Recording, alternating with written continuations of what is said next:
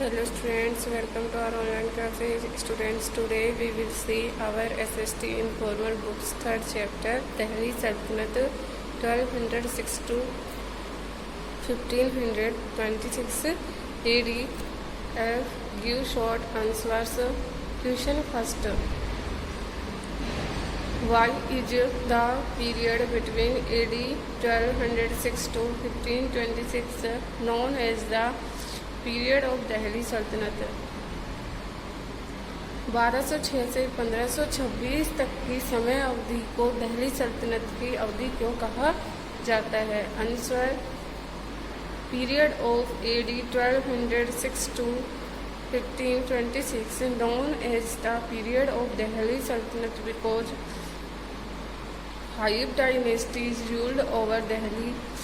1206 से 1526 तक का काल दिल्ली सल्तनत का काल कहलाता है क्योंकि इस समय यहाँ पर 5 वंशों ने शासन किया था। इस पर दिल्ली पर 1206 से 1526 के बीच में यहाँ 5 राजवंशों ने शासन किया था, इसलिए 1206 से 1526 तक का काल दिल्ली सल्तनत का काल कहलाता है। क्वेश्चन सेकंड है,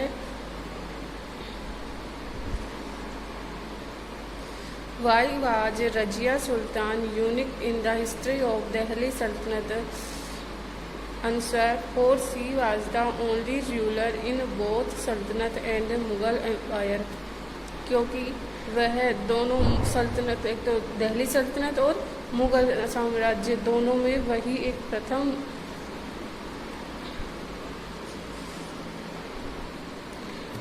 सेकेंड है, why was Razia Sultan unique in the history of Delhi सल्तनत? रजिया पूरे दिल्ली सल्तनत में एक ही यूनिक मतलब सार्वभौमिक क्यों मानी जाती है? क्योंकि four she was the only ruler in both सल्तनत एंड मुगल एम्पायर, क्योंकि वह सल्तनत दिल्ली सल्तनत और मुगल एम्पायर दोनों में वही एक मात्र प्रथम मुस्लिम शासिका थी। Question third, write a short note on Jalaluddin Khilji. Jalaluddin Khilji पर एक संक्षिप्त लेख लिखिए। Answer, Jalaluddin was able and courageous ruler. Jalaluddin एक योग्य और साहसी शासक था। He fought against the Mongols, मंगोलों के विरुद्ध उसने युद्ध किया। एंड डिफेंडेड हिज सल्तनत इन 1294 और उसने मंगोलों के जो सल्तनत थी उसको 1294 में पराजित किया। Question 4, what do you mean by iqta system? Iqta system से आप क्या समझते हैं? Answer, Iltutmish granted lands called iqtas to members of his army. Iltutmish ने अपनी सेना के सदस्यों को भूमि दान में दी। In return the iqta holder called the muqti, और जो इक्ता लेते थे, इट मीन्स जिनको भूमि दी जाती थी, उन्हें मुक्ति कहा जाता था।